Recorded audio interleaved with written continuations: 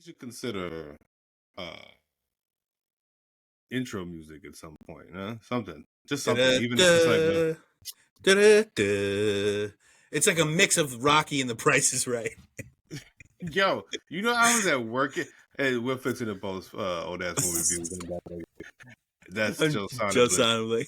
Yeah. I was at work the other day, right? And they're playing as usual during in the crew room, and they're you playing. Said Soul Plane is a big one. Yeah, that happens. But during the earlier part of the day, it's the regular daytime show. So it's your GMAs, it's your Kelly and Ryan, Kelly and Mark, Kelly and Mark now. Yeah, it's so dry. That's the most boring show. Even the more Ryan was so fucking boring.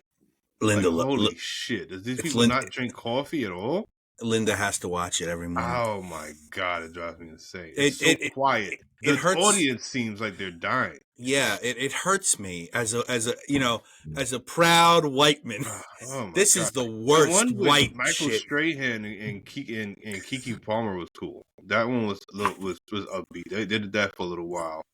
I don't think there is good daytime talk television. Yeah, is the worst. There is nothing. I mean, who's it for? People that cut school, people about to die, old people. Yeah, it can't be too much off the wall. But anyway, so the regular. What's the other show? With the Zonks and shit.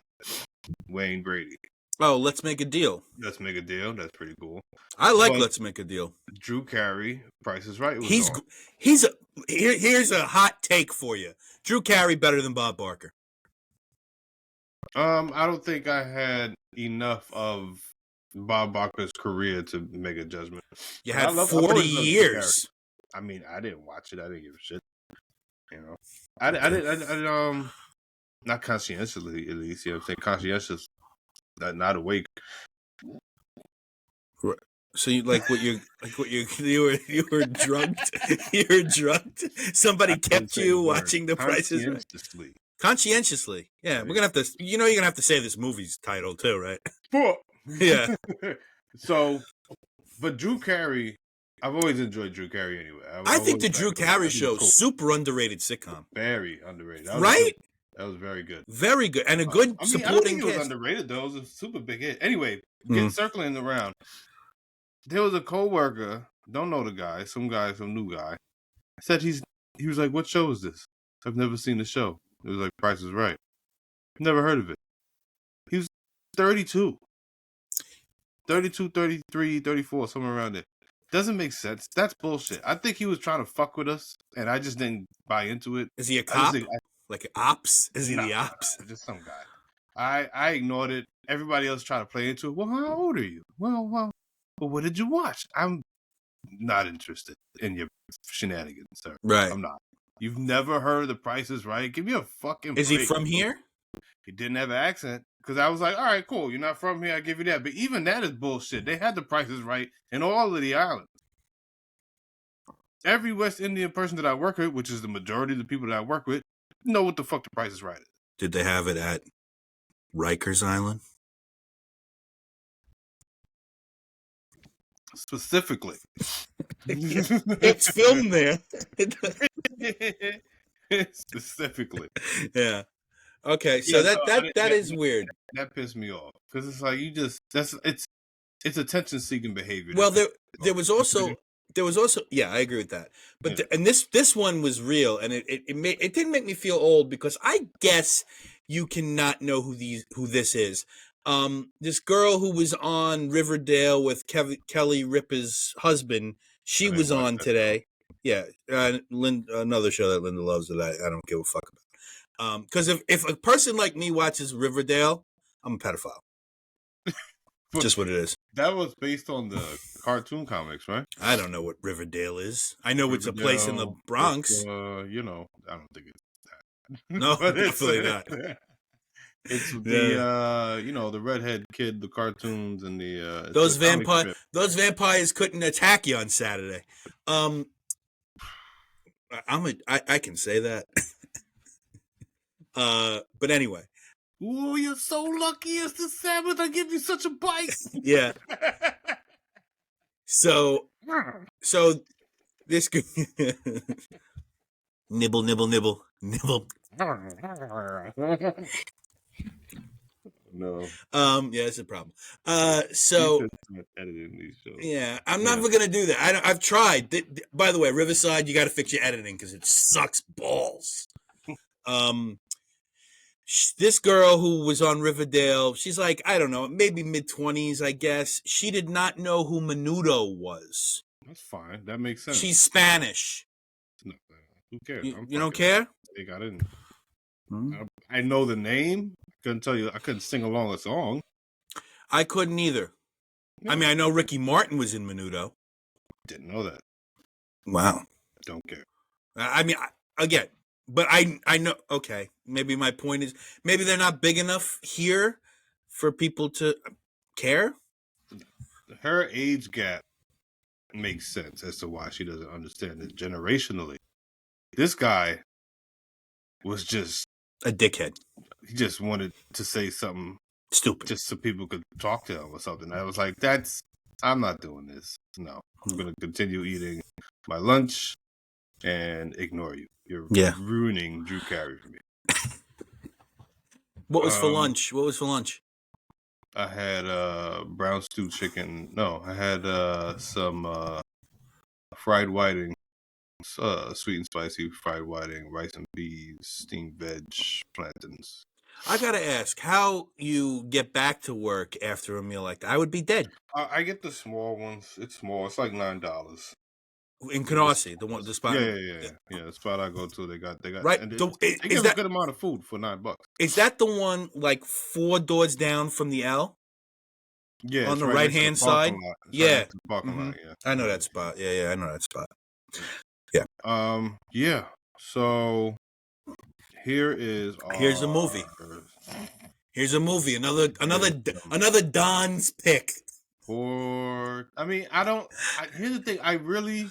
Well, you can't. Well, you know what? You can't even. You didn't even watch Don't Play Us Cheap. So that fucking drove me insane. Compared to this, I'm sorry, man. And I'm gonna give Don't Play Us Cheap another watch because I got reprimanded by my wife. She was like, you really should watch the movie that you're reviewing. I was like, it hurt me. It's literally the bare minimum.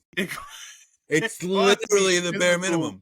It caused me physical pain. It could no. You know what caused you physical pain? The expired pudding and the wine. Yeah, that pudding in tastes good. So unlike that last movie that we saw, this I didn't hate. I was intrigued after a while. I think it's also the nostalgia of we saw today. What's the name of this goddamn movie? SymbioPsychoTaxiPlasm Take 1. SymbioPsychoTaxiPlasm Take 1, directed by William Greaves, 1968. This film was shot in Central Park. Entirely. Entirely in Central Park, and some interior shots also. Who knows where that was, but entirely Central Park. Otherwise, yeah.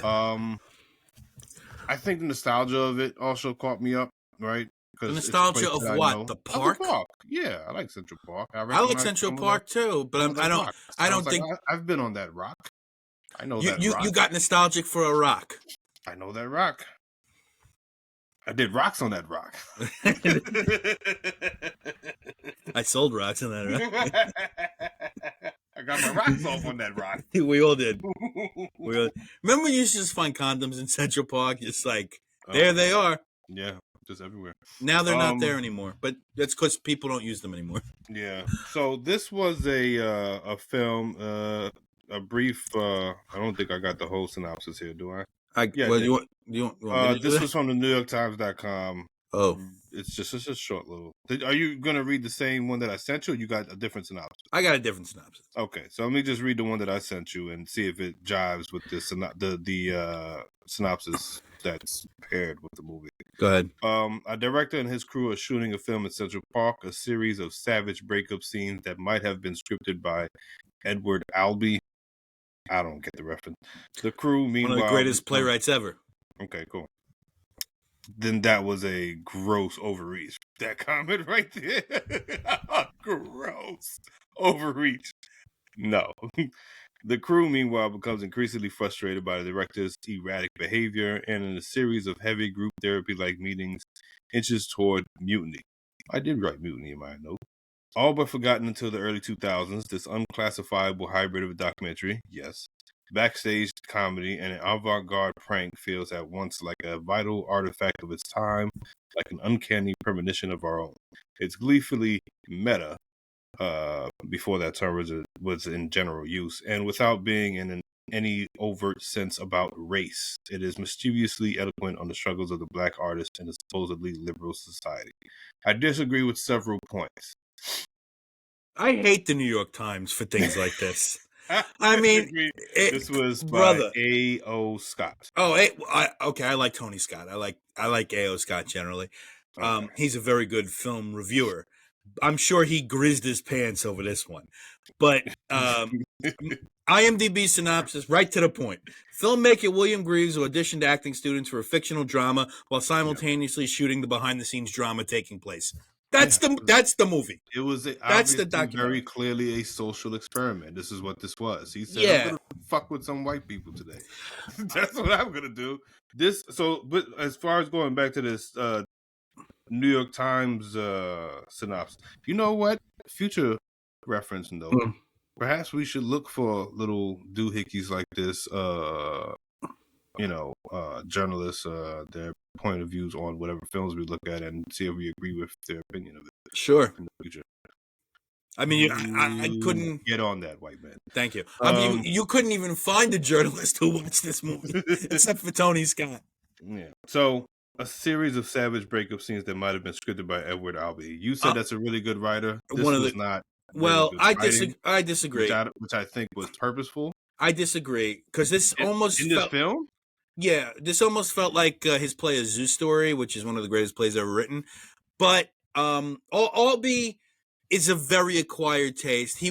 Albee was a gay man, always wrote about gay queer politics, always wrote about the manliness of being queer and the unsturdiness of being a man. So this guy, Mr. Scott, makes this correlation because the word faggot was used in so many different ways in this film and in these lines. And that's an Albee thing. It was faggot, faggy, faggotry.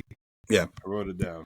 Faggotry, I gotta say, faggotry is one of my favorite words. Faggotry. There was faggy fag, skinny fag, butch fag, witch fag, lil fag, skinny fag, skinny little faggot, useless faggotry. Yeah. There was just so many iterations of that word. There were. So I guess that's akin to what that writer's writing would be. Albee, yeah. I still don't buy that he wrote this. I feel like Albee was never shy. Well, I don't think he's saying that he wrote it. I think he's saying it's akin to it. Like it might as well have been scripted by Edward Albee. Okay, fine. That's fair. I also know, knowing Albee's press and public persona, if he wrote something, he would tell you. He would have told you that he wrote it. It continues. The crew, meanwhile, becomes increasingly frustrated by the director's erratic behavior and a series of heavy group therapy-like meetings inching towards mutiny. Yes, that happened. Yeah, sure. All but forgotten in the early 2000s. I wonder why it came back around in the early 2000s. Soderbergh. Oh, okay. Unclassifiable hybrid of documentary. Yep.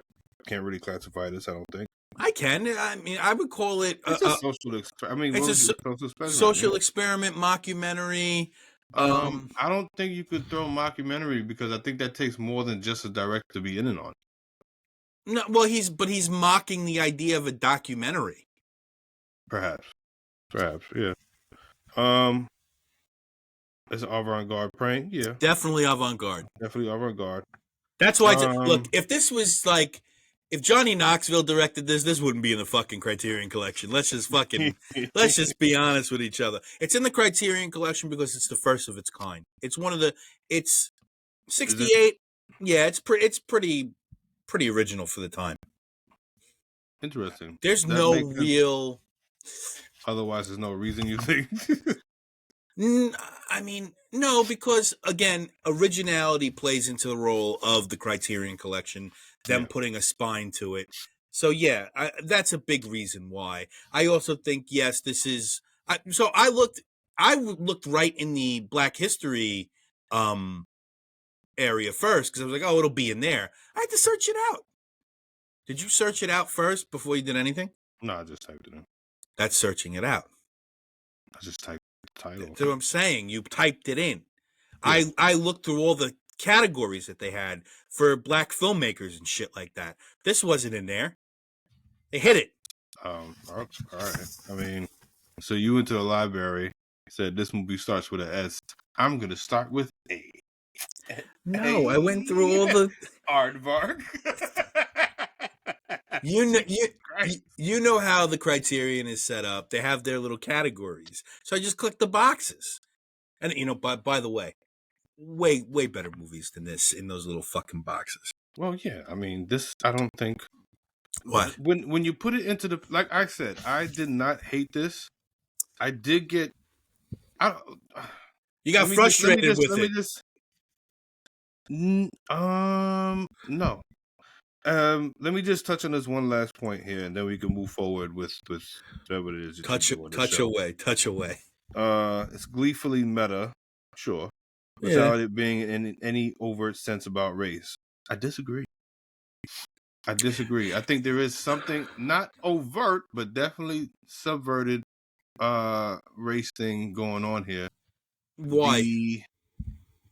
I put in my notes, and this is still, and I time-stamped it, that a 20 to 30 minute in thought, right?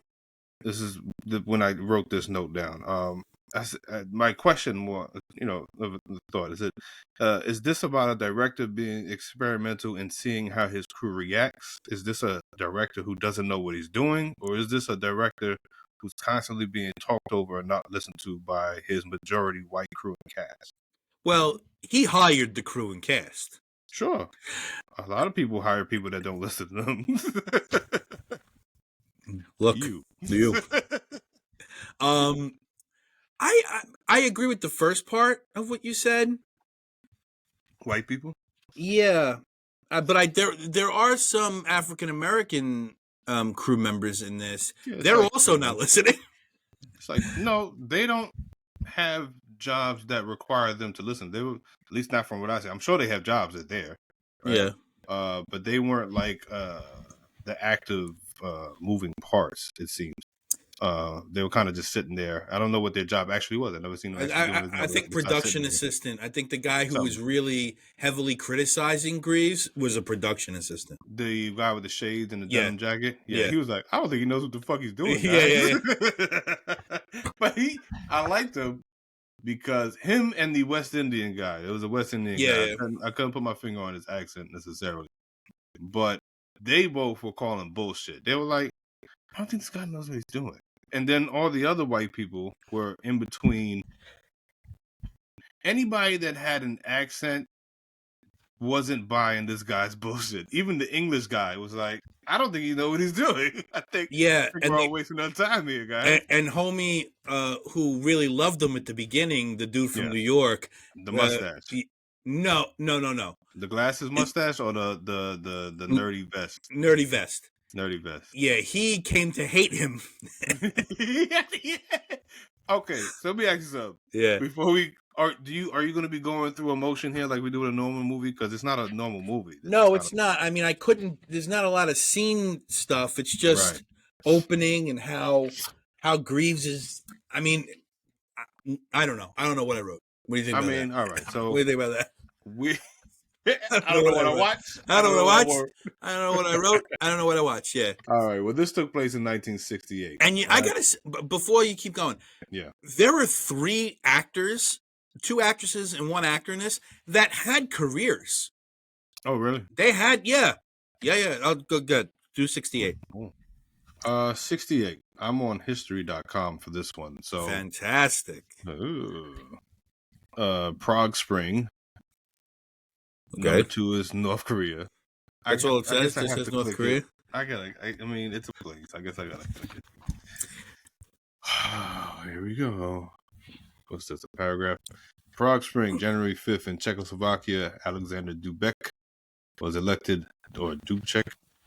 as first secretary of the country's Communist Party over the Stalinist Antonin Novotny. Novotny. A victory that marked a brief period of liberalization and reform known as the Prague Spring. But the so-called Prague Spring would be brief as Soviet armed forces invaded and occupied Czechoslovakia in August, reinstituting hard-line communist rule, and Dubček was deposed the following April. So that happened. North Korea. Stroke. January 23rd, some 15 years after the Korean War, the still tenuous relations between North Korea and the United States gave way to crisis after North Korea captured the Navy intelligence vessel USS Pueblo and its crew. U.S. authorities claimed the ship had been in international waters and the Tsushima Strait, but North Korea disagreed. They said, I don't think so. I think you went past the line, buddy. And held the 83 crew members POW camp before the two countries could negotiate their release.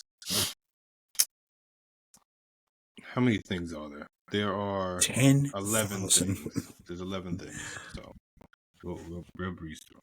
Okay. Tet Offensive. During the Lunar New Year, or Tet, North Vietnamese and Viet Cong forces launched a coordinated series of attacks against Hue, Saigon, and various other key targets in South Vietnam. The Tet Offensive, which surprised U.S. and South Korean forces, caused heavy casualties and would eventually be a turning point in the U.S. involvement in the Vietnam War, as media coverage brought the full horrors of an already unpopular war home to TV screens in 56 million American homes. The U.S. State Department announced the highest casualty toll of Vietnam War, with 543 Americans killed in action and 2,547 wounded during the previous week. Not a good time. It will get worse. Yeah. In LBJ bedeviled by Vietnam. You know what? But apparently, sidebar, LBJ had like a 13-inch dick.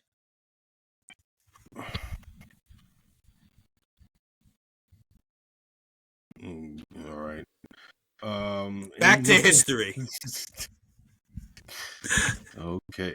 Yeah. In the New Hampshire Democratic presidential primary, he used to take it out during cabinet meetings. That's crazy. Why would he do that? He was gay. I don't know. Aggressively, but he used to, apparently, according to one of his secretaries, this was on the History Channel. He swung it around. It was like a bat. The man could swing it around. You said this was on the History Channel? Yeah. You're reading from history.com. It all comes to full circle. This wasn't on the History Channel. It was. Had a hog. White people are disturbing. Yep. Meat sauce boss. Virgil. McCarthy. In New Hampshire Democratic presidential primary, Eugene McCarthy comes within 230 votes of defeating the sitting president, Lyndon B. Johnson. McCarthy had announced his candidacy in November 1967 as the anti-war alternative to Johnson, who was at the time expected to win the Democratic nomination handedly. Over the months to come, however, LBJ's administration had become increasingly unpopular, along with growing opposition to U.S. involvement in Vietnam, student demonstrations, and urban unrest. Yada, yada, yada. Good thing there's no more urban unrest. And after repeatedly denying he would challenge Johnson for the Democratic nomination, this is in March 16th, Senator Robert F. Kennedy announced he would enter the presidential race on the same day, though it would not be revealed until the following year. U.S. ground troops killed more than 500 Vietnamese civilians in the My Lai massacre in South Vietnam. March 31st, in a televised address to the nation, and increasingly embattled, Johnson announced, "I shall not seek and I will not accept the nomination of my party as your president." The following month, Johnson's vice president, Hubert Humphrey, announced his own candidacy, though he was too late to run in the primaries and would have to count on delegate support at the Democratic convention that summer. Yeah, that didn't work out for him, Hubert H. Humphrey. Martin Luther King Jr. was assassinated April 4th, 1968. Lorraine Motel. Yeah, while in Memphis to support striking sanitation workers in that city, the civil rights leader, Dr. Martin Luther King Jr., gave a sermon in which he told listeners, "I've seen the promised land. I might not get there with you, but I want you to know tonight that we as a people will get to the promised land." The following evening, Martin Luther King was assassinated while he was standing on the balcony outside his room at the Memphis motel. I know. Look, do you think it was James Earl Ray? Do you think it was one guy? Like the government, right? I mean, they killed Fred Hampton in his bed. They got Huey P. Newton. I mean, well, I don't know. I mean, because it's now come out that Kennedy was killed by the government, and the mafia. Why wouldn't the government take out Martin Luther King? It doesn't strike me that one lone racist with a fucking sniper rifle from across the street took him out. Yeah, I think the only thing that makes it far-fetched or tough is the sniper rifle from across the street thing. I don't know if he had a military background. I don't remember. He did. So, maybe. But no, I don't think it's. So it would have been far-fetched for me if it was somebody that didn't have a military background. Therefore, it's not that unbelievable for me to think of some racist. Yeah, I guess that's fair, but it's hard to always disprove that then because everybody at that time had a military background. Yeah, but apparently everybody was a phenomenal fucking shot. Fucking James Earl Ray was a phenomenal shot. Goddamn, what's the Lee Harvey Oswald? Phenomenal. Way. Different. That boy was different. Different. That man was different. Different. That's a different shooter, man. He shot him from the back and the front at the same time. Damn, if only the Knicks had Lee Harvey in the 90s, right? Fuck, that boy different. As news of King's murder sparked, I knew Lee Harvey never missed. That kid missed. We used to say, "Call Lee Harvey."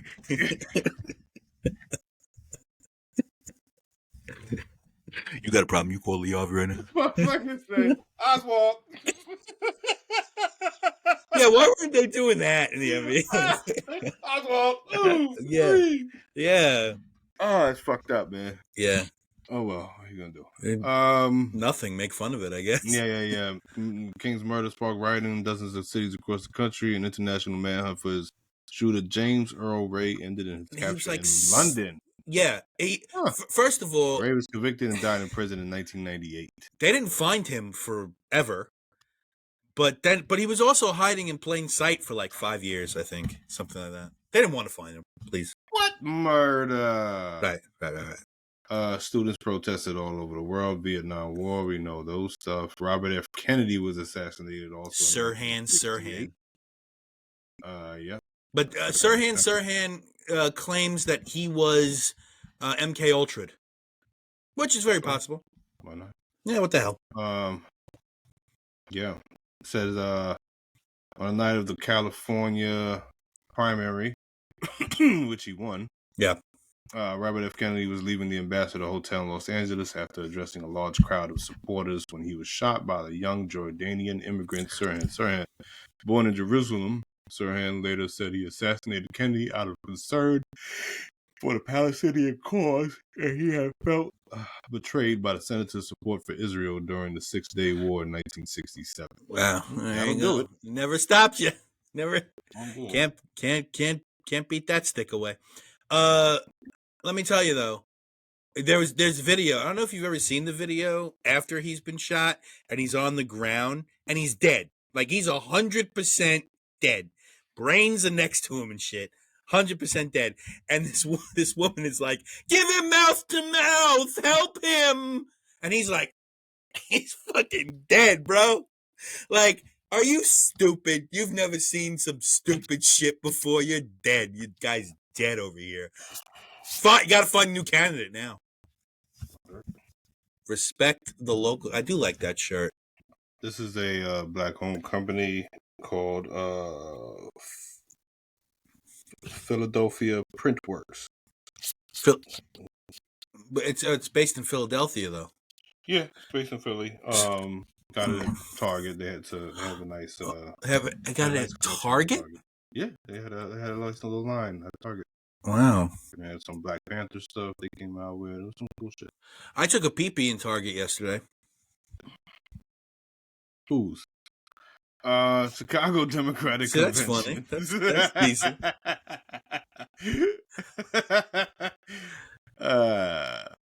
Oh God! All right, this is enough. Yeah, it's just too much. This is depressing. This is a fucked up year, man. Yeah, well, Chicago Democratic Convention happened. Yeah, Chicago 7. Yeah. Chicago 7. Yeah, Abby Hoffman. Oh wait, Black Panther's in there. I do want to. Oh yeah, talk about them. RFK's assassination left Vice President Humphrey as the most likely Democratic nominee, even though he supported Johnson's unpopular Vietnam War policy. When the Democratic National Convention opened in August, thousands of students, anti-war activists, and other demonstrators, including groups like the Yippies, Abby Students for a Hoffman. Democratic Society, and the Black Panthers, poured into Chicago, where they were met with a violent police response called out by Mayor Richard Daley. As TV cameras captured the bloody clashes between police and demonstrators, the chaotic convention ended in Humphrey's nomination as the head of the embattled Democratic Party. Yeah, which essentially sealed Nixon as the president. Yeah. There were Olympic protests also in Mexico City. Tommy Smith And John Carlos bowed their heads and raised their black gloved fists in a recognized salute to the Black Power movement during the playing of the Star-Spangled Banner. Smith and Carlos were thrown off the U.S. Olympic team. I was about to say, I never played. Seen as heroes for the black community and their silent protests against racial discrimination. Yep. Lives on as one of the most iconic images in sports history. Mm-hmm. This is after they were. I missed the first thing. This is after they were being awarded gold and bronze medals, respectively, in the 200-meter sprint event at the Summer Olympics in Mexico City. Mm-hmm. So, a little Snapple fact: the white dude was wearing a black glove also, and he wore in unison a patch or something like that, or some sort of sleeve thing. I forget what it was. I don't know that. I don't know that trial. Yeah, it's a little note, but he didn't put his fist up because he didn't want to take away from the moment. Very smart white man. Take away attention. Very good. All those people are still friends to this day. I think one is dead. I think John Carlos is dead. Still friends. They still get the Ouija board. Wow. How are you? Wow. Checking in. Wow. www. Wow. That's John Carlos at thumbs up, John. You think the Ouija boards have emojis on them now? No. I will never have a Ouija board. That shit. I think I should invent a Ouija board with emojis for millennial and Gen Z dead people. Sounds like money. I'm going to get to work on that. You should. Last two. Nixon wins the White House. Self-proclaimed champion of what he would later dub the silent majority. We still use that term today. Mm-hmm. Those Americans who rejected the radical. And now we use the term loud minority also. Only vocal minority. Only for you. Racist. Yada yada yada. Those Americans are the rebellious spirit. The Republican Richard Nixon led in the polls for most of the general election season. The race tightened in the last weeks after Johnson halted air attacks in North Vietnam, which benefited Humphrey. But Nixon triumphed on election day with a comfortable electoral college lead. Third-party candidate George Wallace, a former Alabama governor, captured 13.5% of the popular vote. And they shot him. 5 southern states. They made a George Wallace reference in this movie. Yeah. Apollo 8 orbits the moon. This is December 24th. This is the end of 1968. The tumultuous year ended on a positive note, at least, as 3 astronauts aboard Apollo 8, Jim Lovell, Bill Anders, and Frank Borman, became the first humans to orbit the moon after speeding up to a record 24,200 miles per hour in order to break free of Earth's gravitational pull. You ever think an astronaut's in there and goes, "Oh, look, the moon. I'm looking at you, moon." Very excited astronaut. Apollo 8 circled the moon 10 times that Christmas Eve, scoring the latest U.S. achievement in its space race with the Soviet Union. Upon emerging from the shadowy dark side of the moon, Lovell famously announced, "Houston, please be informed, there is a Santa Claus." Boo. Boo. Not a good line. No. Why'd you say that? I can't get a job, but Whitey's on the moon. Scott Heron. Yeah, I know. You did that last time, too. I did, but I didn't say his whole name. Yes, you did. No, I said Gil Heron. Well, we know who you meant. You know? All right. Movie, 1968. We're already 36 minutes into this shit, and this fucking bullshit. This is top grossing movies of 1968. There are 28 on this list. I'm sure there are more in real life. Just do them all. Fuck it. We're here. Fuck it now. We're going live. We're doing live. What do we got here? This movie is not on the list. No. To say the least. What do you mean? The bottom of the list. Let's do that. Made a gross of $1 million. Dr. Faustus. Familiar? I never saw Dr. Faustus. No, I know of it. No. Okay. No. Oh. There you go. 27. Shalako. I never saw Shalako either. Familiar with it? Yes. 26. Speedway. Never saw Speedway. Familiar with it? No. 25. This is gonna be a new segment. Familiar with it?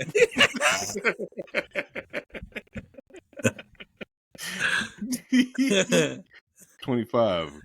Coogan's Bluff. I've seen Coogan's Bluff. Familiar with it? Yes, I've seen Coogan's Bluff. 24. Star with an exclamation point. Star 80. Yeah, Star 80. No, I'm sorry. No, Star with an exclamation point. Then no. 23. Hang 'em High. Are you familiar with it? I am. Yes, Clint Eastwood. I've seen that. What's the name of this one here? Where were you when the lights went out? I never saw that. Familiar with it? No.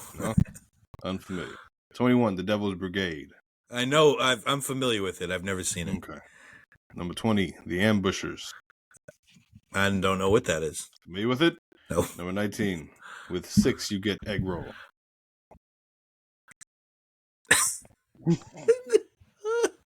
Number 18. Finian's Rainbow. I've seen Finian's Rainbow. Okay, familiar with it. Number 17. Bandolero.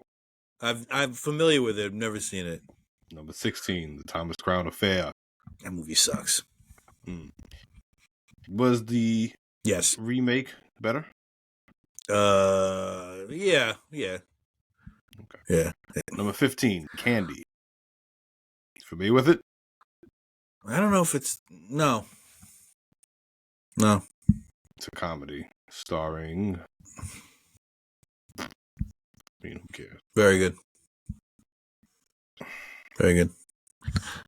Walter Matthau, James Coburn, John Huston, Richard Burton, Marlon Brando. You keep saying Huston, and it's John Huston. That's very annoying. God damn it, John Huston. Once again, I do not care about I know.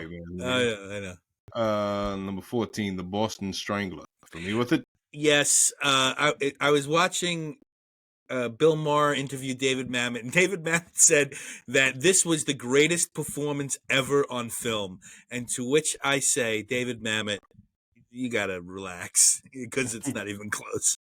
What else we got here? We have let's see, The Fox, number 13. I don't know The Fox. Are you with it? No. Okay.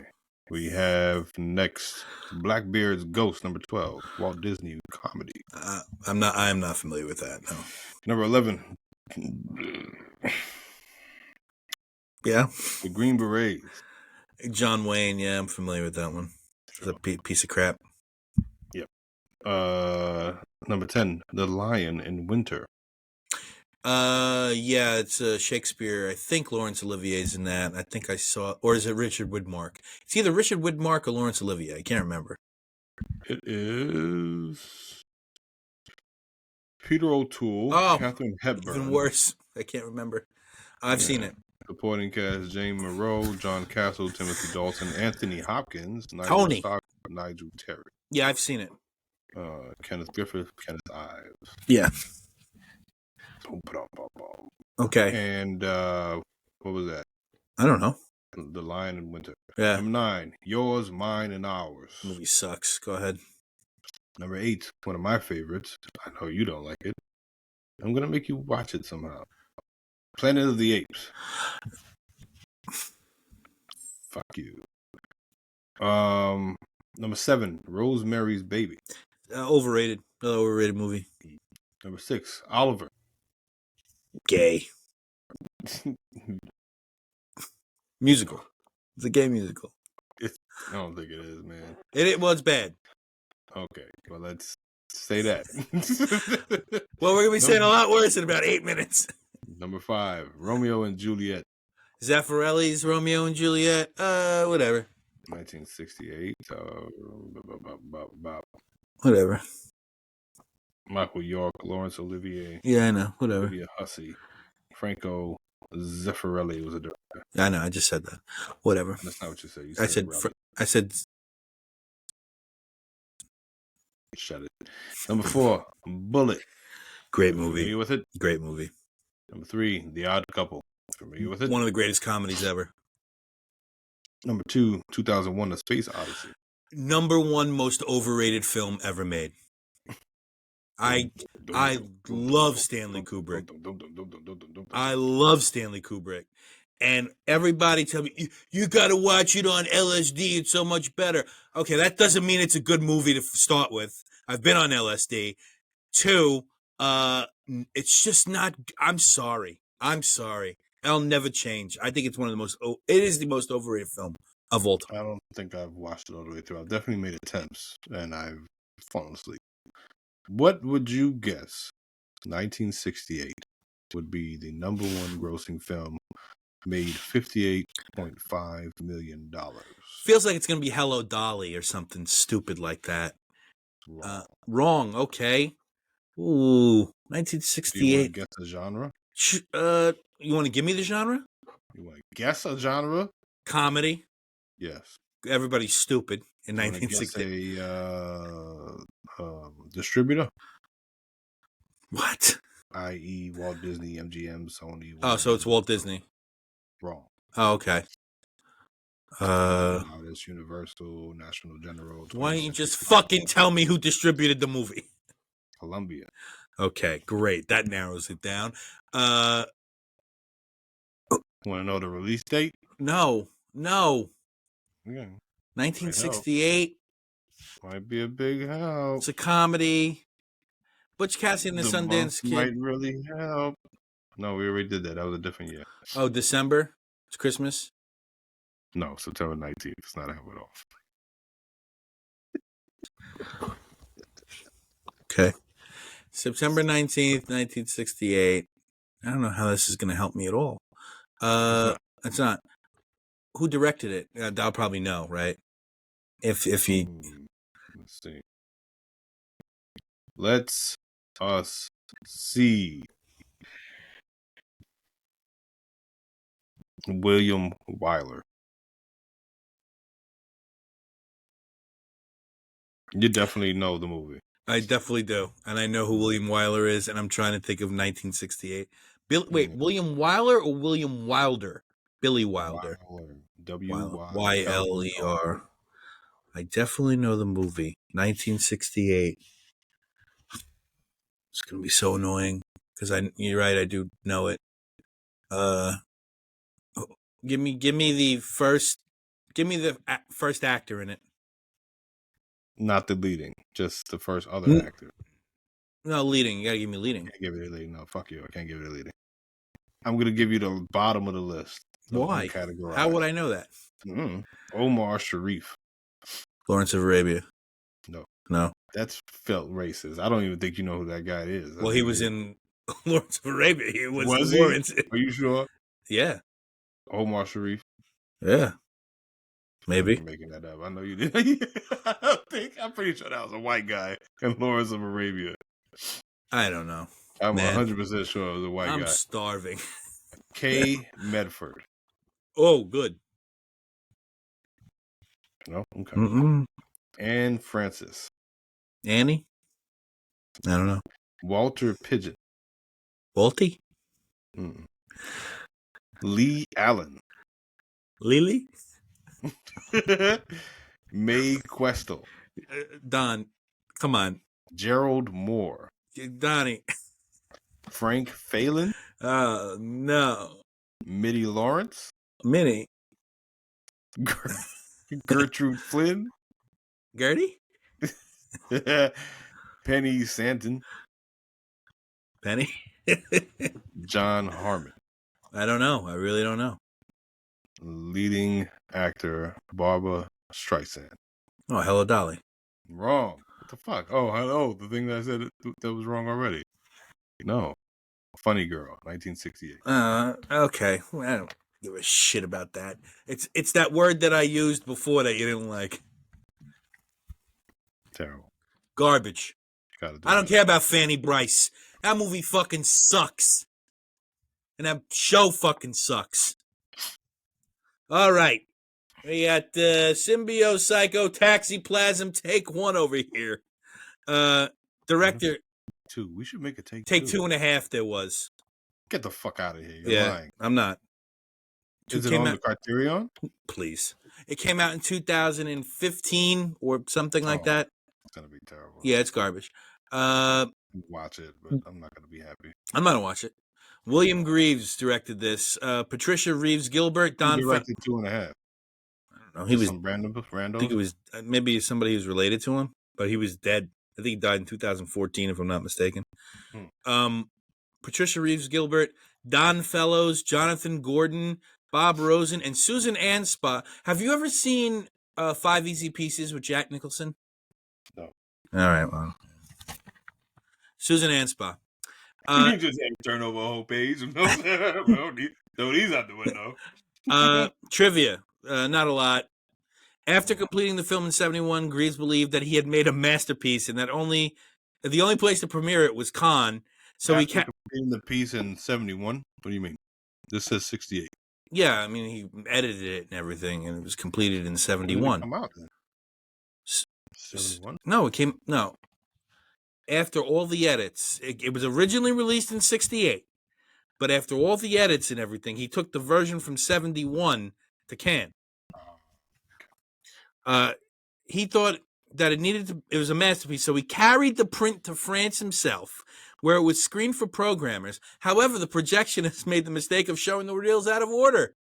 The film was turned down. Greaves came home, figured he made a mistake, put the film in his closet for 40 fucking years.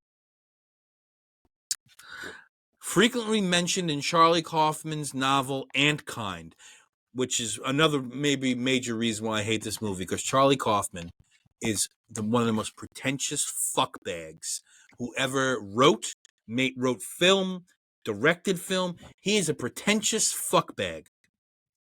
And you would know Charlie Kaufman. Adaptation, Nicolas Cage played Charlie Kaufman.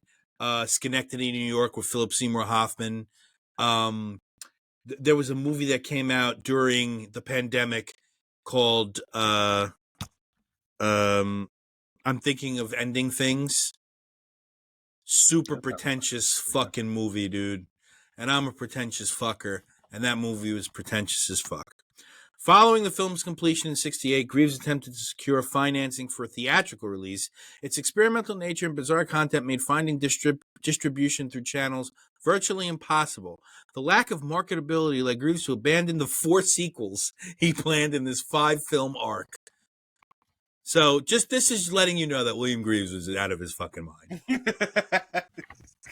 There is some major delusions going on in William Greaves' head. But I could, if it's playing out like the way this take one did. I could see it going. I think he wanted to film every step to the release. Probably every take would have been a different part of the process.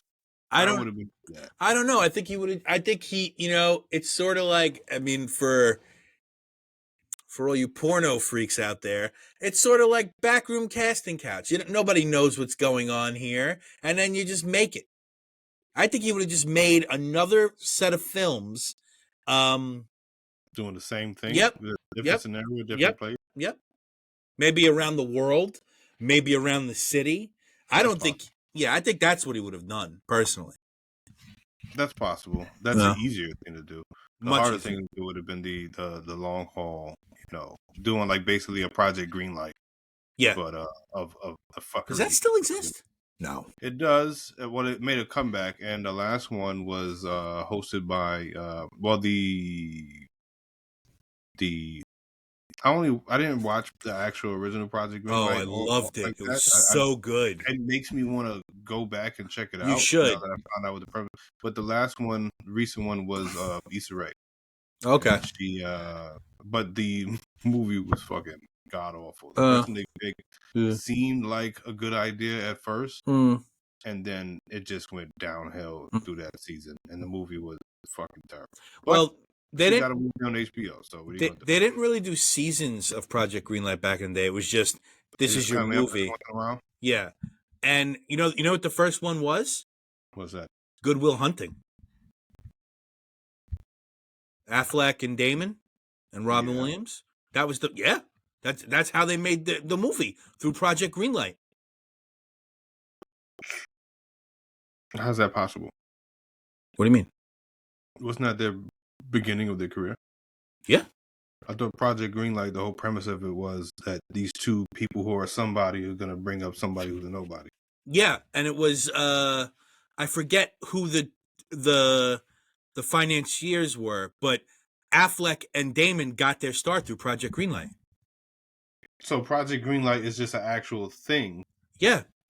And then after Good Will Hunting, they made it into a show. No, they made it into a show a couple years after Good Will Hunting. I forget. See, that's the confusion. I'm saying, so Project Greenlight is a thing that actually exists. Yeah. And eventually it became a thing that was filmed and put into a show. That's cool. And I think one of there was a movie that I didn't really love called Frozen River. I think it came out in 2009. That was part of Project Greenlight's 2008, one of their first series that they did. And that was a really cool, like, I had such high hopes for the movie, and I saw it in theaters. Let me ask you a question. Go ahead. When you're looking at the camera, do you look directly at the light that's in your thingamajiggy? How do you do that? How do you not looking off to the side constantly like I am? Well, I don't have Parkinson's. But are you going to watch the documentary of Michael J. Fox? I did. How was it? I want to check it out. It's a little shaky.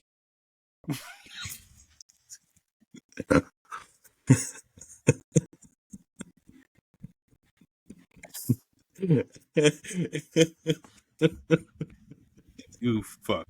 You set me up, Don. I actually liked it. I just watched a trailer for it. Yeah, the documentary's not great. I will say the documentary itself is not great. Yeah, it's not great. But I love Michael J. Fox. I've always loved Michael J. Fox. Shit, I fucking love Michael J. Fox. Yeah. He's always been kind of a decent human being, but he'll go back and tell you he was a piece of shit in the documentary. And I mean, one of my favorite shows growing up was Spin City. I really liked Spin City when he was on it. And then I think, was it James Spader or Rob Lowe took over, and it was fucking terrible. James Spader. Oh, God. Wait, I'm thinking of a different show. No, I don't think you are. I think it was James Spader. Yeah, but I don't think I actually know. The Office you're thinking of. I'm thinking of what show was David Spade on? Just Shoot Me. Comedy. Just Shoot Me is what I was thinking of. That show was not good from the beginning. Yeah. And he was making a lot of money at one point. David Spade? Yeah. Yeah. He's great. He's got a show with so good. Dana Carvey. So good. I just listened to the episode with Danny DeVito. Oh, I didn't see that one. That one. Oh, by the way, I hate Bill Burr. Generally, don't like Bill Burr. Oh my God. I know. I generally, as a comedian, I generally don't like him. He's amazing. I disagree. As a podcaster, I think he's very good. He just had John Lovitz on, and I'm gonna have to resubscribe because I took it off because I couldn't listen to him yell into a mic for an hour and a half. Well, I watched it on YouTube. I think the John Lovitz episode you have to watch. It is so, and they're like best friends. Yeah. So they're just shitting on each other for an hour and 45 minutes. It is watch that after this. I almost peed. I almost peed a little bit. I was crying so hard laughing. Your prostate is swollen. Go ahead. It's the renal failure, really. So okay, so go in. They're supposed to go out, Joe. I mean, some people like them going in and out. And that's fine. I'm not judging. I'm just saying, for you put really weird things in there. And it's messing with your pee. Yeah, I mean, I did get that new Michael J. Fox vibrator. You reached in the bag again. It just wasn't. There was nothing. There was nothing there. You have no more letters to add. It's true. Really, it's true. It's over. Oh, and Z. No. It's an O. Oh no. Oh no. This joke is terrible. Yeah. Oh no. All right, we got to get to this film because this is too much. Open up on a stairwell in Central Park in an argument, two different actors acting out the same scene. And I wrote, hey, that's Susan Anspach from Five Easy Pieces. Another two actors reenacting the same scene. The actors are forced to use nature in Central Park during each of these scenes. The two older white people I wrote are halfway decent. I don't understand why we only got the main two white people that we got when they were. Because he cast them. I thought he was going to go every single one of these different. That's what I thought too. And I was like, oh, that's going to be interesting. That's what I wanted. With each and every one of them, you know, how differently they would do it and how how they would use the park. I thought that would be kind of cool, but nah. How many times they also say the word faggot? Jesus, yeah. Right? Bill Greaves unimpressed with the sound. Cool little theremin sound over the opening credits. Some behind-the-scene footage of what they are shooting, which is what they are actually shooting. Fake film. We should be constantly relating to sexuality. There's that woman with the tits. That was so funny. Get her. Film her. Like, this guy's weird. Yeah. And then he's like, nah, just kidding. It's like, what? No, you're not. You're clearly not kidding. There's that woman with the tits. You're the person in charge of filming this film being filmed. That's a lot of good stuff there. Two strangers watching them argue about filming the thing and the utter confusion of it. Those two like French tourists in the back who are just staring at them. High school kids cheesing it up. Greaves telling the kids to quiet down. And then the cop coming to look for the permit was funny. I did enjoy that. And I have to assume that's a fake permit, right? That's not a real permit. No, that's a real permit. You can't just go filming in Central Park all willy-nilly. What do you mean? Anybody could print out a fucking weirdo permit. I mean, sure, but he took the notes and they were going to be there for 9 days. Yeah. All right. So. And then he says, cop's a fucking idiot. That was funny. Camera work here was making me really nauseous. There was like a lot of like... Here's the thing. Don't Play As Cheap made me fucking nauseous. That really? fucked my brain up. It was too much for me. It just looked like stage camera work. I don't know. No. And some of the scenes, like I said, I still got to rewatch it. I get it. I think you would just have food poisoning. I really do. This sounds like... The scene cuts were spastic. They really fucking were abusive at some point to me, you know. I see this, like, the way they handheld, like, it's almost like he turned the camera around like we're on a roller coaster. Yeah, handheld was kind of rough some part. Greaves has everyone in the shot like it's totally normal. I didn't understand that. Having the crew in the shot, I didn't like that at all. I don't think they liked it. I think he did it on purpose. I guess the actor in me and the person who is in films goes, I would get maybe angsty, make me antsy. I think the only other person in this movie that was in on it had to be the editor. And now you might have been after the fact. Not even during. Yeah. Testing out equipment after the actors are trying to talk to Greaves about the motivation of the scene, talking the film over now, how it's open-ended, filling in the blanks, and they all believe that Greaves wanted it this way, except for one guy. Yeah, so I put some backstage crew meeting. They have no idea what he's doing. Greaves. Some don't know if he knows how to direct. Some are enamored by it. Yeah. They are confused. They also believe Greaves has no idea what's going on. A lot of use of the word rape too. Jesus lot. Christ. They use the word rape. I wrote fucking movie. A lot. We're not trying to rape him, and the girl was like, "No, you're raping him. You're raping him. That's what you're doing." Note to Bill: we are not trying to rape you. I wrote. Very good. Very good. The language used back then was so fucking just weird. But then homie, the little dude with the vest who we were talking about before the podcast started, might have said the most insightful thing I ever heard about film. A director's film is his mind photographing the world. Yeah. That was great. Yeah. That was damn. And then immediately the black dude said, he doesn't know what he's doing. Yeah, right after that. And like, shut the fuck up, pork chops. He doesn't know what he's doing. A wild little moment here that I think Greaves put in on purpose is as they're arguing about him not knowing what he's doing, he's just walking aimlessly in the park. It was really good. That's what I'm saying. I did. But that moment for the very good point that you made, that this was a precursor, if not a pioneer of mockumentary. That because I was like, there's something about this that I'm interested in. But even the first can be bad, you know? Sure, of course, and most of the times it is. Yeah. Most of the times it is. But as you know, I've written myself a mockumentary style show. So I guess maybe that's something that enamored me about it. I was like, holy shit, this is somebody giving it a shot, but like nobody else was in on it. But also in my notes at some point I put, I don't know if all these people are actors or not. And then immediately after I had that thought and wrote it down, Mustache was like, the people watching this don't know if we're actors or not. Right. I was like, oh shit, man. Right.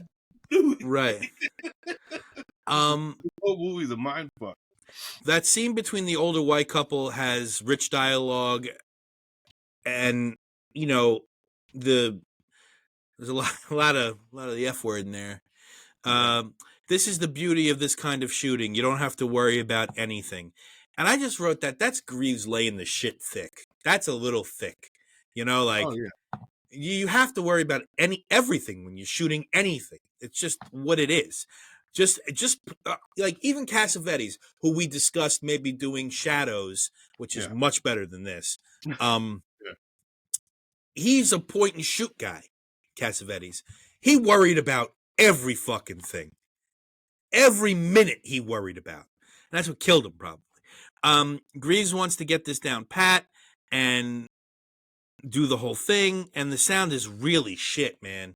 This sound is really shit in this movie. There's a lot of sound interference, and these are all, mind you, college students. Yeah. Like college credits and shit like that. Which is funny because Susan Anspaugh made 5 Easy Pieces the next year. And I wrote, wow, this camera work really fucking stinks, and I wrote it 7 times.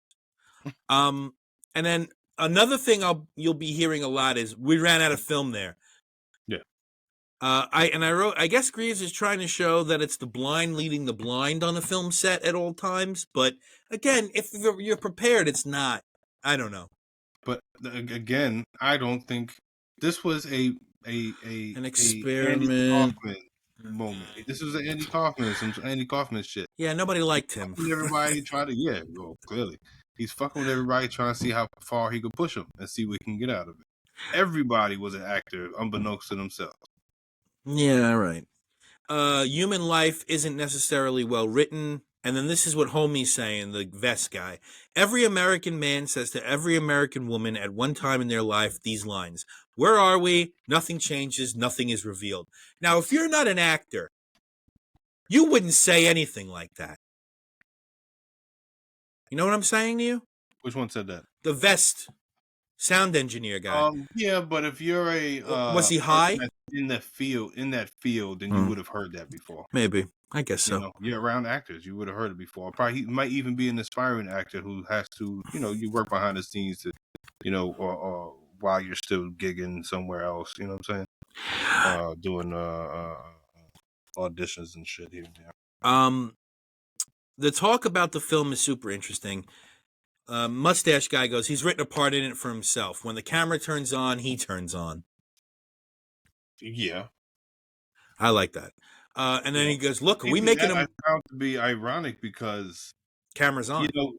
The parallel that I'm putting to this, and it's you made one parallel would be Johnny Knoxville, right? Another parallel would be what's this fucking guy? He just did a whole movie based on that. Who? The one that had the show that was weird with Hannibal Buress. Eric Andre. Eric Andre did a whole movie which I loved. I couldn't stomach it. Oh, it was great. It was same shit, same premise. What's it called? Like Danger? I don't know what it was called. It was great. But everybody's in the movie and nobody knows it except Tiffany Haddish and Hannibal. Tiffany Haddish and Lil Rel. What happened with Tiffany Haddish? Her career's over for some reason. What did she do? She's making a little bit of a resurgence. But what did she do? She had to take a timeout. She was. I missed it. In a very off-putting sketch with Ari Spears. Well, he's an off-putting person. He is a bizarre motherfucker, as it turns out. And the sketch was about. I don't think he's very funny either. He used to be, and he has his moments, but I think he's very just bitter. Very. He doesn't know how to stay in his lane. He doesn't know. He never knew how to stay in his lane. Now he doesn't have a lane to stay in, so he just says whatever the fuck comes out of his mouth. And weird people go to his show.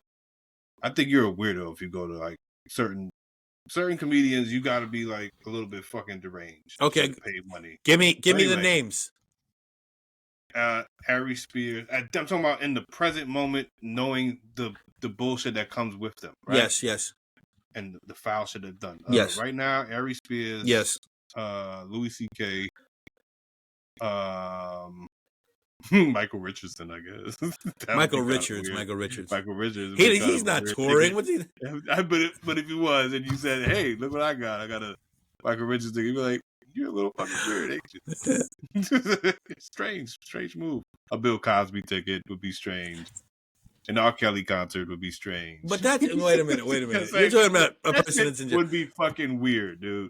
For you to tell me, hey, I caught the ticket. I definitely think I agree with you with Ari Spears. Louis C.K., yes, but even comedians and even people are making him come back.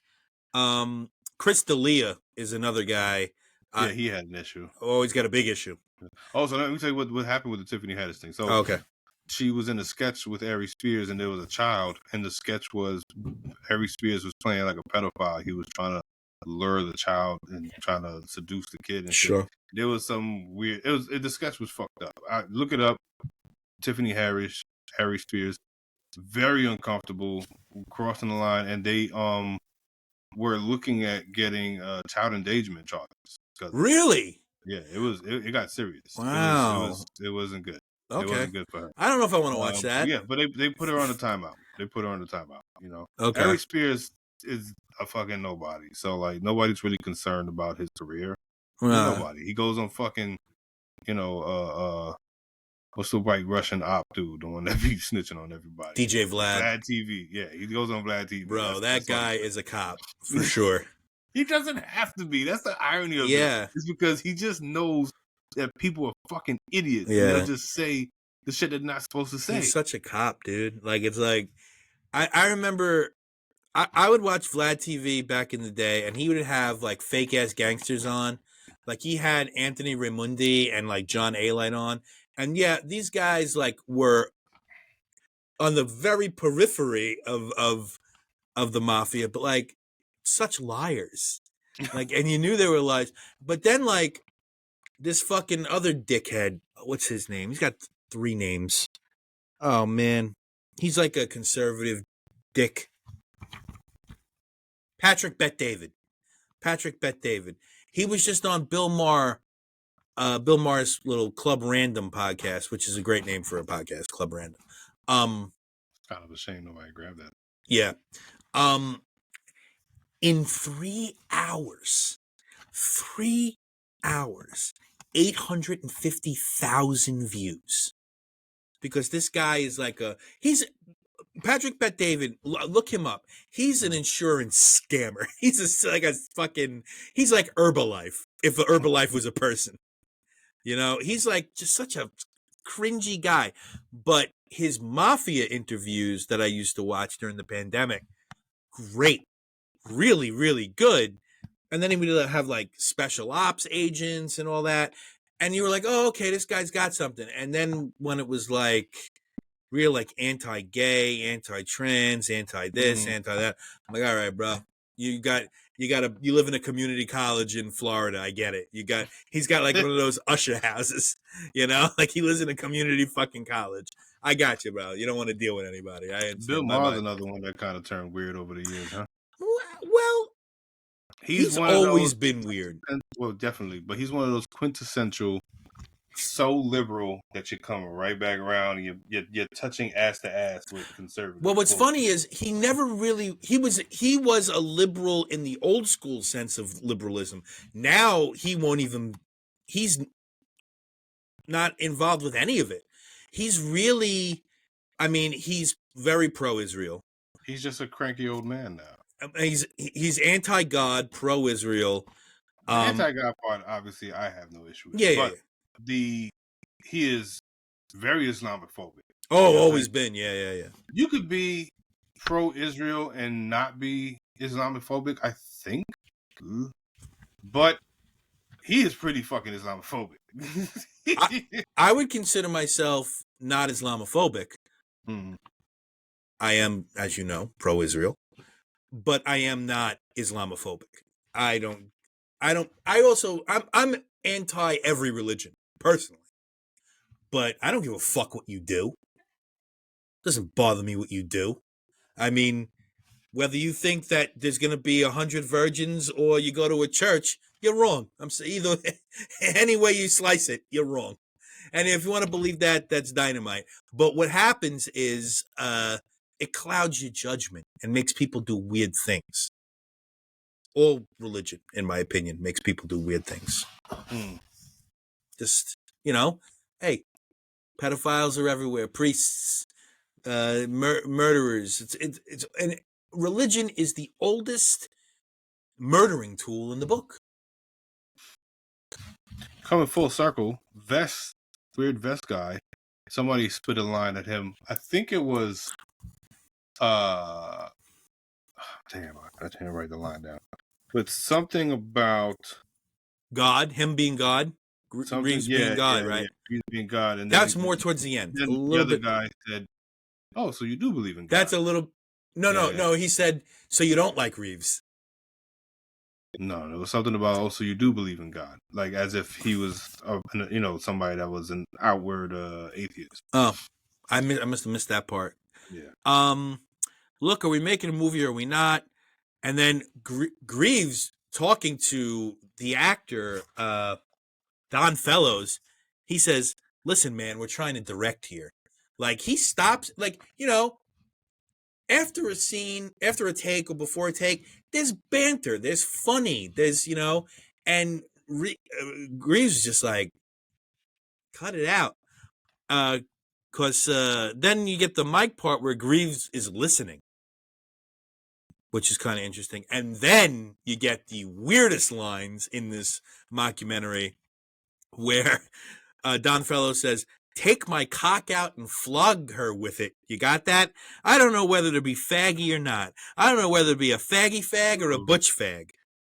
And then there's a very funny shot of like a jacked rower. Doesn't know whether to be a little faggy. Is it a faggy fag or which kind of fag? He's like, he likes to be a closet fag. So just be straight. He said he dropped somebody's name and that they bleeped out. They did. Also, I wish I could have read those. That act like bleep bleep bleep, and the guy Reeves was like, "Whoa, we're not saying that." I wish I could have read those lips because I tried to, I couldn't. And I wonder whose name he dropped. Yeah. Yeah, And then there was a funny shot of an in-shape rower rowing past as he was talking about this. The moments before a take anywhere in any film are more interesting than the take itself leading up to it. And then I wrote the moment after the take is also more interesting than the moment in the take. Before you get into this moment, because I know where you're going to go. Go ahead. Did you see the part where she threw a lit cigarette in the park? Yeah. She just flung a lit Well, cigarette. I think it was in the lake. I don't think she made it. I think they were concerned because she didn't make it into the lake. You think they were concerned that she was going to set fire to the park? Yeah. And so she got in her lines, and she's mad. She's doing skinny little faggot. Yeah. At some point, and then it was a whole bunch of, "You're a faggot." No, I'm not. Yeah. Yes, you are. No, I'm not. Yes, you are. No, I'm not. Yes, you are. Yeah. It's, it's also, you have to think of it like this, right? It's the parlance of the times. Okay? Now, it's not a word that's used as freely now, of course. It's an offensive word now. Back then, 68, not... No. Because you have to think of this as a scene as well. You are, if you are going Edward Albee, it's peppered in every Edward Albee. Be a person that is queer, as you said, right? Mm-hmm. Big difference. That's right. like with this like with you when you said Quentin Tarantino just throws nigger in all his scripts because he wants to say nigger. Mm-hmm. But Spike Lee does it.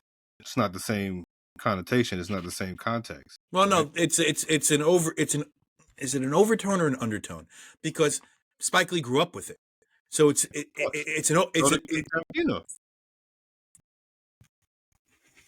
You know that he grew up saying it, hearing it everywhere. I don't know. Of course he did. I don't know. I'm just so nonplussed with that human being. My thing is this, right? The term faggot has always been an offensive term. It has only, as of the past couple decades, been politically incorrect to use out in public, where there's actual repercussions and consequences for saying that type of word. Yeah. Right? Yeah. Back then, you could just say it, and nobody would give a fuck. Right, so that's what I'm saying. It was the parlance of the times. Yeah, they were underrepresented. As far as that, but my pushback is to say as if it wasn't taken as an offensive thing. It always was. I also think even the context is with its way it's being used is weaponized. It's not. I also think it's dependent on who's saying it too, and of course, yeah. Which is why the Edward Albee thing you said is peppered, and it wasn't because of the time though. It's because he is queer. I think the Stonewall. I definitely think the Stonewall uprising had something to do with his more frequent use of the term.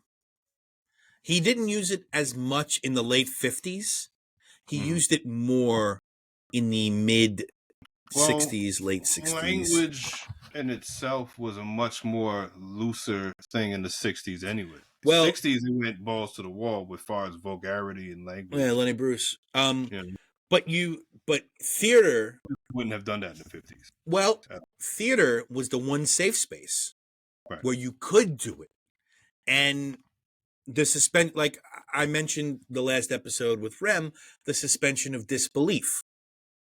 So you can get away with a lot more in theater, and you can get away with a lot more in theater in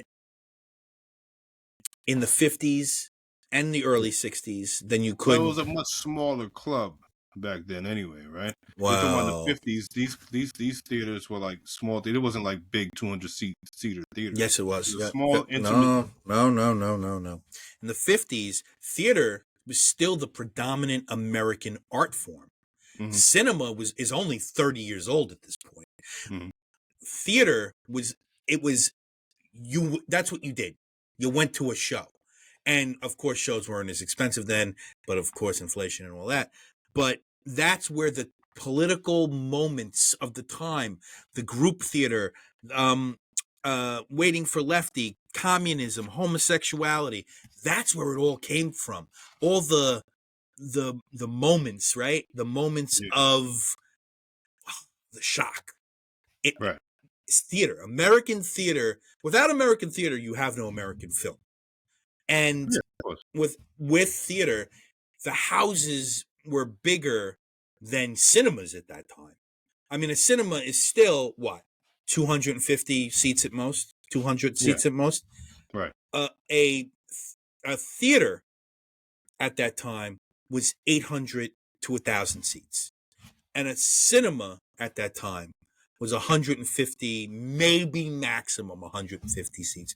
So, and they were doing 8 shows a week theater. Now, of course, cinema has changed. You could do fucking 9,000 shows in a fucking day if you wanted to, as opposed to a projectionist, because that's really what it was. A guy having to get the film back and all that.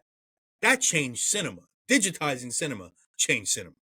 And there's a worry I have with theater that AI is going to affect theater. There's a huge worry I have with theater. In what way? You're going to have less actors. You're going to have more visual presentation on screens as opposed to actors. No. That's just the feeling I have. That's all I'm saying. I mean, that's an inevitability many decades from now, right? Yeah. But as in the present, like in our lifetime or even acting has not changed for centuries. No, it's evolved, but right. It's evolved, but I'm saying it's always been people, right? Yeah. Even the type of theater has evolved. We're talking about shadow puppets in front of a fire. Talking about, I mean, even going back further, Commedia dell'arte, which is just faces. Right. Like I'm just doing faces. I'm sad. I'm happy. And well, I don't think shadow puppets in front of a fire is younger than Commedia dell'arte. I was talking about cave people. I win. I'm talking about theater. That was theater. And you got puppet theater. You got Kabuki. Kabuki. Right? Kabuki, sorry. It's been many iterations of theater. No, yeah, there's even that theater evolved into cinema, which is still just theater on film, right? It's there's obvious differences, right? There's differences. There's cadences, differences. There's differences. But it's that's the evolution. Cinema comes from theater, like you said. Yeah. Much in the same way where everybody thought that automation was going to be, make people go the way of the dodo.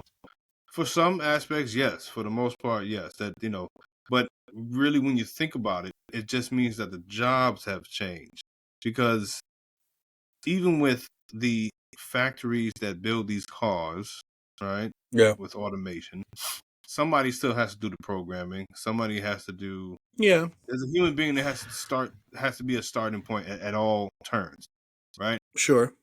And the trains, the new tech trains or whatever, they got the CBTC stuff that the initial thing was to have these trains be unmanned, right? They just run automatically. It can't happen. Can't happen. It's impossible. People won't want to allow it. It's just not logical. First of all, it's a fucking stupid ass fucking idea. Right. They have it, some of the things like that in other countries, but there's still staff and personnel on board. It's just, I don't think that the human eye is able to digest the uncanny valley that AI produces in such a massive mainstream form. That I don't think that'll ever occur. Well, we have CGI. We have things that are like CGI vomits, right? Films like that. And, some CGI is better than others, right? Yep. But even with the evolution of CGI, you can see in film, you don't watch much sci-fi and stuff, but you could even see in those sci-fi films that a lot of people are reverting to the old way of doing and shooting CGI, or just they're using the CGI to make things look rougher and as opposed to looking streamlined and clean like that fucking Zack Snyder stuff. Like his stuff, it looks so like just bleh, you know what I'm saying? Some like people love 300, but like when you look at it now, it's like this is a lot of artistry. This is a lot of it almost takes over the acting, right? Because there's so much visuals that he's concerned about as opposed to actual plot and acting. Now, look at, and I hope you did see it. I want you to see it if you haven't. The most recent John David Washington film, The Creator. I have not seen that yet. No. I really liked it. Okay. I think all the white people in that movie were fucking awful. Anybody who was white in that film was a terrible fucking actor. I don't know why they made that choice to put really cheesy lines on those people, like from a 1980s war movie. Let me see. And then everybody else was great. Let me see. Like the plot of the film was cool. It was kind of a little bit of a Golden Child type of plot to it. But the CGI that they did in that film, they made it so that it looked kind of blurry and out of focus. And you know, this movie had a lot of robots and shit. You know what I'm saying? Cyborgs and robots and like really big background scenes sometimes. And for some of that shit, it just looked like you could have watched this movie in 89 or 93. 89 to 94. But it's like they superimposed it and cleaned it up, you know what I'm saying, for modern time. All right. So I say that to say, like, as far as far forward as AI goes, the eye and the human instinct is going to want to kind of like reel it in. You know what I'm saying? Yeah, but future generations are going to be stupid. Sure, but that was inevitable. What are you going to do about that? I don't know.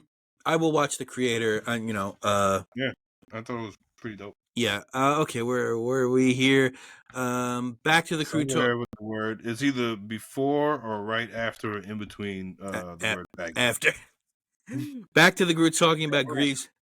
Greaves making this film, the confusion of the experience and what experimental filmmaking is to them, and then discussing the hyper level of reality and if reality is a put on or not. Mustache Guy says maybe we're all acting. Yeah, I put that in my notes. I said, backtracking a little bit. Yeah. That actress, she was a little off. The older woman? Yeah, she's a little off. I just think she knows she sucks. She just knew it was made to be.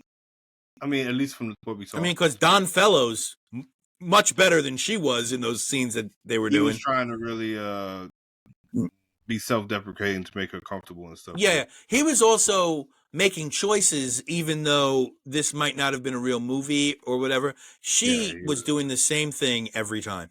I think she was confused. You know, I think she was confused, and then every time she would get into a rhythm, we ran out of film. Sorry, so it was like, I feel like Greaves was kind of like, obviously, you know, pushing the button, trying to fuck with people, see how far they could push. Yeah, who knows if that film was actually running out for real? You know? Yeah, that's fair. Yeah, and so that got Mustache says the acting thing. I did put note in that. Yeah, excuse me. I put are all these cats actors? Did you just squeak? I did. Okay. I said, are all these cats actors? This crew is diverse as fuck. It's crazy. And then I said, that's crazy that Mustache Guy literally explained that right after I thought. Yeah. There was a British guy. There was a Russian chick. There was I think he was Haitian. Who? The Caribbean guy. I thought he sounded Haitian to me. No, he wasn't Haitian. Wasn't Haitian? There was some sort of Caribbean guy, not Haiti though. And there was a African American guy. There was whatever vest guy was, some sort of Latin or. I thought he was a Jew. East Indian. His last name was Gordon. Oh, I didn't know. I didn't pay attention. His last name was Gordon. Yeah, so you know. Don't you just sound like a Jew from New York? Yeah, but even Mustache Guy had a very New York. Like to me, a lot of the Jewish accents and the New York accents blend because we've been here forever. They kind of blend. Yeah. Everybody, like black people from Long Island that sound Italian or Red Hook, shit like that. Yeah. Depending where you grew up, your accents kind of yeah. You know? And then he says, maybe Bill is outside the door directing this right now. That is very good. And then you believe, I really heard you believe he's God after all, not you believe in God after all. In is what I heard here. I heard he's. That changes that whole line. Yeah. I don't know. Yeah. And then Gordon said, the guy named Gordon with the vest says, faggot is not a homosexual. Faggot is a mentality. I don't know what that means. He doesn't either because he didn't explain what he was trying to say at all. And then I he wrote, just did a nice little dance. He could talk, that kid. Oh man, that kid talk a mean game, and he never did anything really. He's not actually saying anything in some of the things. Some of the things was like, oh, cool, nice bar. Yeah, but like some of the shit was just circle. Yeah, he just wasn't saying anything. I think he was high. Then they're fighting amongst each other now, and then I think he's the one that said useless faggotry at some point. Yeah, he does. And then the screen test proves to be unsatisfactory. I wrote down useless faggotry. Period. Whoa. The screen test proves to be unsatisfactory, and the actors and crew improvise something better in the screen test. Greaves considers the palace revolt of the film the same thing that is happening in America, and I guess that's like the Democratic National Convention, 68, 60, and then it's important that the totality of all these efforts that we arrive at a painful cinematic experience. So that's an interesting thing Greaves says. Mm-hmm. Mm-hmm. That means, but you know what pissed me off in that speech that he did to his crew to let them know, hey dummies, this is what we're doing. Yeah. Here. What pissed me off is that I said these people really haven't read the concept and wondering why they're all confused. He's like, did you read the concept? So he wrote this down. Nobody chose to read it, and you're all confused as to what's going on here and why there's so much fuckery about. Yeah, I mean, he told you there was going to be fuckery. Apparently. Yeah. And I said they really don't grasp that they're in a social experiment. That's bizarre to me. At day 3, I would have been like, all right, he's fucking with I would have just left. He's fucking with me, this sucks. Am I getting paid for this or what? And then now it's a musical. It feels like with Susan Anspa and this other guy here. Why they make it? And he's just fucking with these actors at this point. And then there's a great line. Homie says, mustache guy, he goes, "Is that what they really do with the actor's studio all the time?" And that pissed Susan Anspa the fuck off. Susan Anspa was not happy with that line. Here's Victor. Victor lives in the bushes and he's crashing the film all of a sudden. And Greaves is just letting it happen. And he has 2 great lines. I'm an architectural designer. I'm an alcoholic too. I admit that. But I like what he said. He said, I coined that phrase. Fuck. It's just such mental instability, alcoholism. Like, he looks like... That guy was excellent. I wanted him from the middle of the movie, at least. He should have been. Don't worry, he's on the train. I wish he would have got there. He'll be on your train when you're there next. Several lines. He said, a penis of $1. Yeah, a penis. A penis is $1, or I call it a penis of $1. Yeah. He said, love is a feeling of the penis of the cunt. Yeah. He goes, yes, darling. Yeah. He said that a lot. I don't give a shit where I am. I'm in life, man. Yeah. But you got to understand, his cadence was that of, and we just spoke about this guy the other day. It was, heavyset Jewish guy talks like this. Yes, darling. Harvey Fierstein.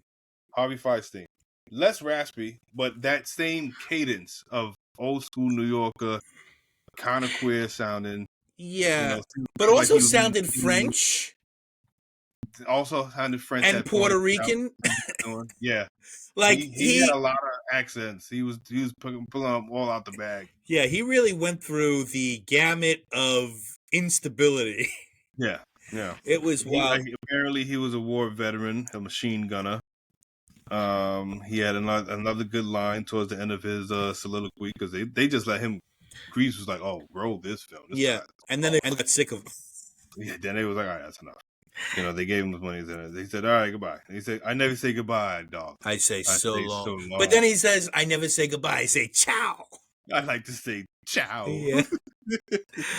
Yeah. He says, "What average man can buy a Fortune magazine and do something with it?" What an interesting line that is. He was very anti-government. Yeah. He was, but he would have been considered a yippie or yuppie. I don't even think. I And think he said that those aren't my people anymore. Something to that line where like, yeah, back then we used to be able to fight with words. Now you can't. There is no fighting the man. There is no fighting the government. It's useless. Yeah. This park is full of people that gave up. We all gave up. And he's saying this as he has an extra pair of pants, a jacket, shoes, and shoes tied on a string slung over his shoulder, and he's walking around the park barefoot. Yeah. This was, like I said, I found this film to be interesting. Wait. But he was the most interesting part. Yes, he was. And then they've had enough of Victor. They essentially fuck him off. Say, get out of here, pretty much. And then they walk off, say ciao, and now they are using B-roll with the new actors as the credits roll. Yep. Okay. I don't much enjoy mockumentaries like this. I never did. I find them arbitrarily made, and usually the filmmaker is the worst kind of person. And this is, in my opinion, we're going to differ on this film. Uneven on its best day, this film. Miles Davis's soundtrack is the best part of this whole thing. This soundtrack I wrote that down. Fucking bopping. Cool. This soundtrack was bopping. And you know what? If this soundtrack didn't exist, this film would feel like 4 hours long. It really carried the film. It helped. Yeah. I gave this a 2.2 out of 5. I gave it probably like around a 3.2 out of 5.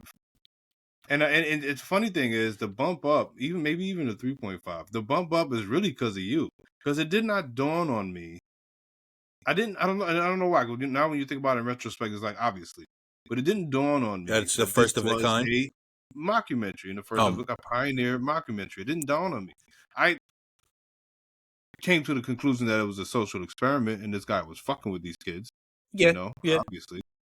But in the sense where this was a comedy and this was a mockumentary, that didn't dawn on me until you brought up that point. But this was certainly a comedy. Oh yeah, But I didn't laugh that much. I laughed at Victor. I think I was more aghast most of the time. Really? You know what this just felt like to me? Like, I can do something, so I'm gonna do it. And there is no. I personally didn't see the artistic merit in this. I found it to be mean-spirited in a lot of ways. Yeah. What do you mean with all the fags? No, not that. But like the. I mean, that bothered me. No. Okay, language doesn't bother me. You can call me whatever the fuck you want. Language doesn't bother me. What bothers me is gratuitous masturbation of one's own psyche, and that's what this felt like. This just felt like, I don't know. Look at me. I am of import. I am fucking with you. You got that from the director? Yeah. Because he's acting here, by the way. But I think that was more implemented. I saw this a completely different way. I think that idea. I think you came up to that idea and that opinion on your own. I'm not saying that you're an impressionable person, but I think that idea was implemented by the crew for sure. They put that on the forefront. Like at first, and it was throughout the whole film. It was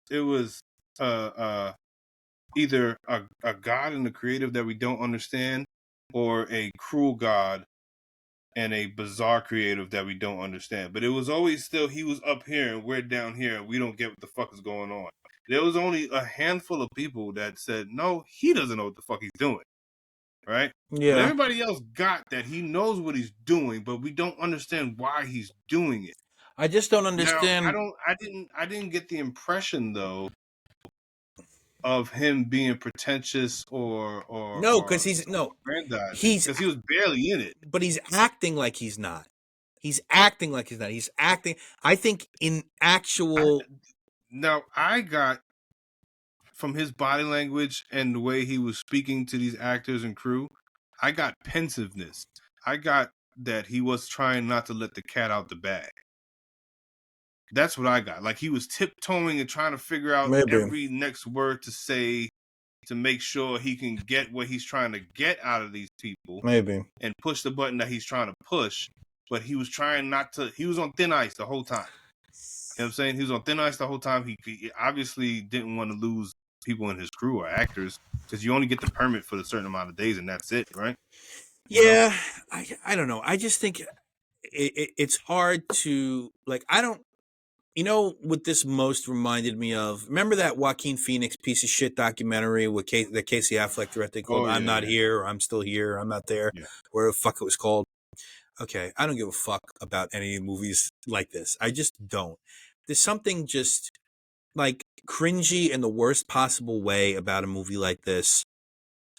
And for me personally, it does nothing but, like, take advantage of actors. And again, if I was on this set, I'd be pissed off.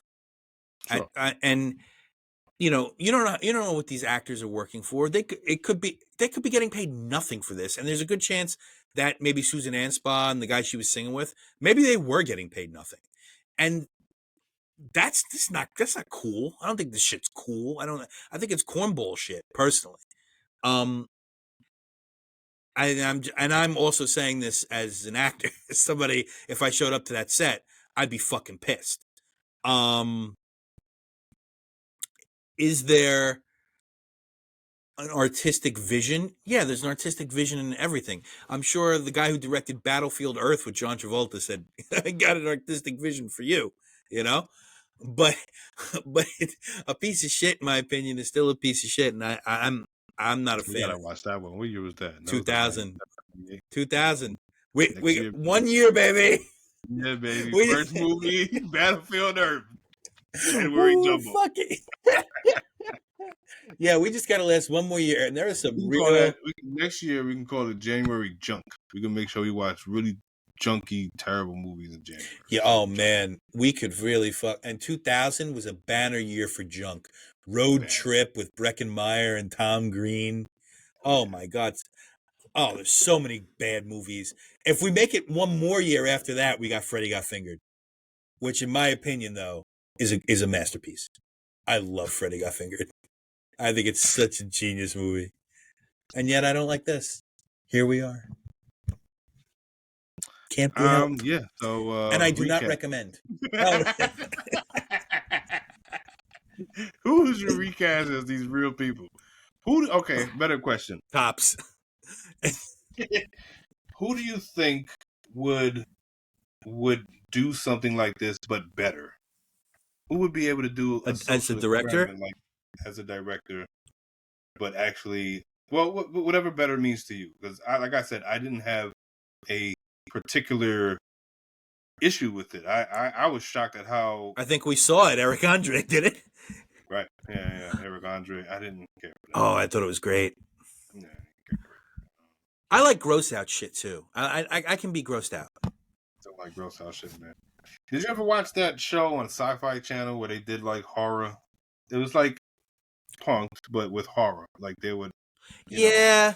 Sci-fi stuff. Yeah. It's pretty much. I mean, this is not to that level, obviously. I think this is scarier because this is mentally meticulous and it's for a week and some days, and people are carrying equipment and being out in the element and having to have meetings and having to act like they're going to an actual job. You know who could do this? Kubrick. Kubrick could do this. He would have killed those. That's what I'm saying. Kubrick could have done this. But I don't know that this is. But is this worth doing now? It's being done. What do you mean? Is it worth? No, it's not something that hasn't. It's still being done. When? Where? Eric Andre. You just said it. Yeah, but that's more pranky. That's more pranky. It's more pranky. I mean, it's never been done to this. I can't think of another time where it's been done to the crew, supposedly, allegedly. Like I said, I'm still on the fence whether or not this crew is even not just actors their damn self. They're not. At least a couple of them might be plants. You know. Yeah, if you look these people up, they are what they are. They are like a sound designer. They are a production designer. They are those things. Yes. So I don't like, but again, I don't know that I would even care to see something like this. Like now. Like, okay. I feel like it could be interesting, man. I mean, like we said earlier with the Project Greenlit, that's pretty much that. You're following the insides. You're seeing behind the scenes, right? Yeah, but that's how a movie gets made. Right. That's not this. How a movie gets fucked with. Yeah. Purposely sabotaged. I mean, Yeah. You know, I can't really recommend this. This is not. I mean, I know you're going to recommend this. Yeah, fuck it. Yeah, right. Why the fuck? That's what it comes down to. Yeah, fuck it. Shit.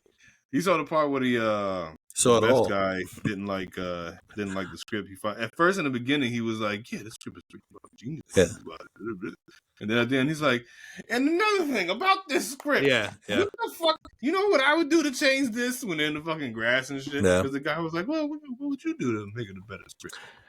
You know, I like I said, we're just sort of beating a dead horse now, and forget what I said. What's next week? What are we doing? Next week. Oh yeah, it's Coonskin. It's Pete. Should be Coonskin with our friend Pete Malthrop. Yeah. Malthrop. Pete Warren.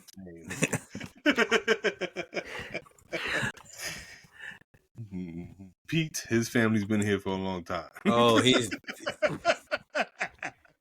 he's definitely had some generals and you know those weird mustaches he does. They look good. Genetic. When he does, I never understood how his face grows so fast. What, hair? His face hair, yeah, it's absurd. He could switch facial beards like it's a hat. Well, I mean, your hair grows really fast. You could do it. You just choose not to. My beard, no, I would never. Well, I know. I mean, you like looking like you've been electrocuted at all times.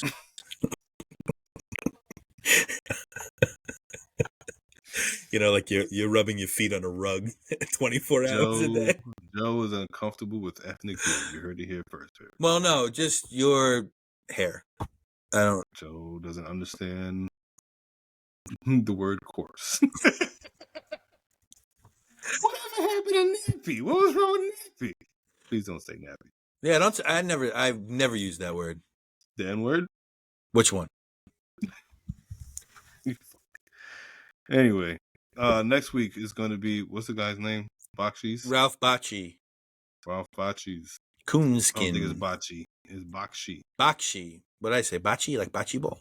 Yeah, like bocce ball is what you said. Ralph Bakshi's Coonskin will be next week. Yeah. And we're still taking suggestions. No, we're not. Hit Joe, hit me up. Yeah, throw something at it. No, don't. We got a couple good ones on the docket so far that we're mulling over what we're gonna do with the rest of the month. We are? But so far, so good. Yeah, we got a couple. We do? We might do a mainstream. We might do a this. We might do a that. You're not saying anything. We don't know what we're doing. Just like the best guy. I'm talking in circles, baby. Movies. All right, we'll see you next week with Coonskin. Coonskin. I don't like it when you say. Well, what can I do? It's the name of the movie. I didn't fucking. I'm uncomfortable.